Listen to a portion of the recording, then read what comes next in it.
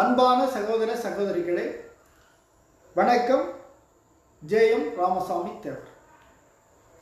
இன்னைக்கு ஒரு வீடியோ போடுறதுக்காக உங்கள் முன்னால் நின்றுட்டு இருக்கிறேன். நீண்ட நாளைக்கு பிறகு எது சம்பந்தமாக போட போகிறோம் அப்படின்னா, வருகிற 22/6/2025 அன்னைக்கு மதுரையில் முருக பக்தர்கள் மாநாடு நடக்க இருக்குது. அந்த மாநாடு சம்பந்தமாக அவங்ககிட்ட என்னோட கருத்தை பதிவு செய்யணும்னு விரும்பி இந்த வீடியோவை வெளியிடுறேன். இன்னைக்கு தமிழகத்தில் ஆன்மீகவாதிகளோட நிலைமை எந்த அளவுக்கு இருக்குதுன்னு நீங்க பார்த்தீங்கன்னா, கடவுளை விரும்புவர்கள், அதாவது கடவுளை வெறுப்பவர்கள், சாமி கும்பிடாதவங்க, அவங்க எந்த மாநாட்டை எத்தனை பேர் வேணாலும் எப்படி வேணாலும் எங்க வேணாலும் நடத்திக்கலாம். ஆனால் ஆன்மீகவாதிகள் எந்த இடத்துலையும் கோயிலுக்கு மற்ற எந்த இடத்துலையும் ஒன்று கூடக்கூடாதுங்கிறதுல குறியாக இருக்குது நம்மளுடைய தமிழ்நாடு அரசு. என்னன்னா, இப்போ சமீபத்தில் திருப்பரங்குன்றம் மலை எங்களுக்கு சொந்தம்னு ஒரு சாரார் மேலே நாங்கள் கறி சமைச்சு சாப்பிடுவோம் அப்படின்னு ஒரு கிடாயை தூக்கி தோளில் போட்டு ஒரு சாரார் போனாங்க.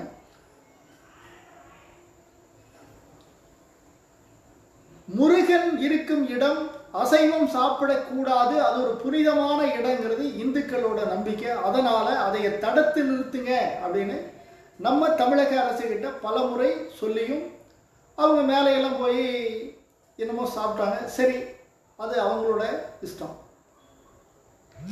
அதைய தடுக்க முடியாத தமிழக அரசு இன்னைக்கு முருகன் புகழ் பாட மதுரையில் கூடுற முருக பக்தர்களை தடுக்க ஒரு 54 கேள்விகளை கேட்டு அங்க போறதுக்கு உங்களுக்கு அனுமதி கிடையாது அப்படின்னு சொன்னதனோட விளைவு, முருக பக்தர்கள் இன்னைக்கு நீதிமன்றத்தை நாடி அனுமதி வாங்குற சூழல் இன்னைக்கு இருந்துட்டு இருக்கு. அதுலயும் நீங்க எந்த வண்டியில போறீங்க, எத்தனை மணிக்கு போறீங்க, முருகனை பார்க்கறதுக்கு குறிப்பிட்ட ஒரு 2 மணி நேரம் டைம் கொடுக்கலாம், அந்த டைம்ல மட்டும் நீங்க பார்த்துக்கோணும் அப்படிங்கிற மாதிரியான ஏராளமான தடைகளை அறிவிச்சு நம்மளுக்கு அனுமதி கொடுத்துருக்கு. அது நீதிமன்றம் அனுமதி கொடுத்துருக்கு, அரசு அனுமதி கொடுக்கல.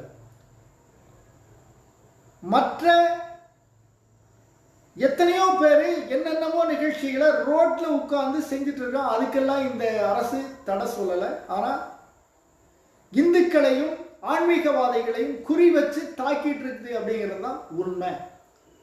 ஆகவே நாம் இன்னைக்கு அங்க எது கூடுறோம் அப்படின்னா, மற்ற மதங்களை விமர்சிக்கவோ, மற்றவர்களை துன்புறுத்தவோ, மற்றவர்களை எதிர்த்து பேசவோ அங்கு நாம் செல்லவில்லை. நாம் எதுக்காக தெரியுமா போறோம்? இந்த தமிழக அரசுக்கும் சேர்த்து சொல்றோம், நாங்கள் செல்வது இந்த ஆன்மீகவாதிகளை காக்க வேண்டும், முருகா, முருகனே சரணம் அப்படின்னு இறைவனிடத்தில் முறையிட போறோம். அவ்வளவுதான்.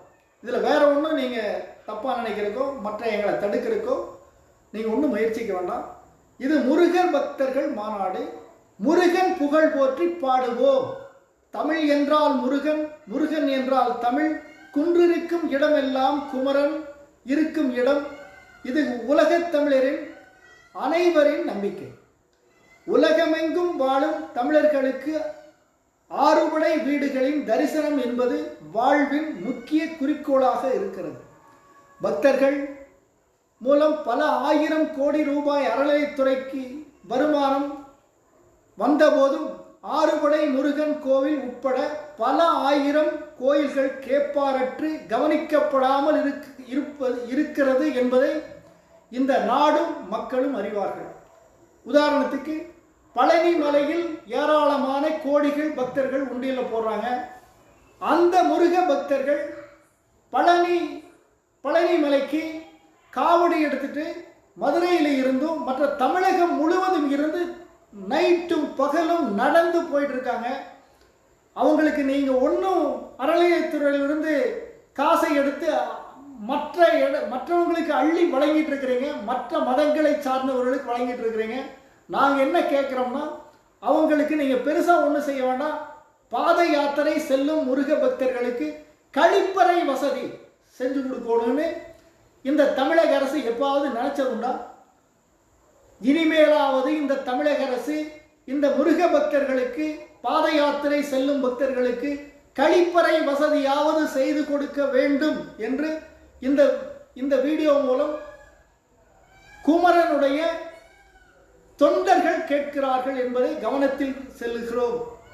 ஆகவே வருகிற 22/6/2025 கண்டிப்பாக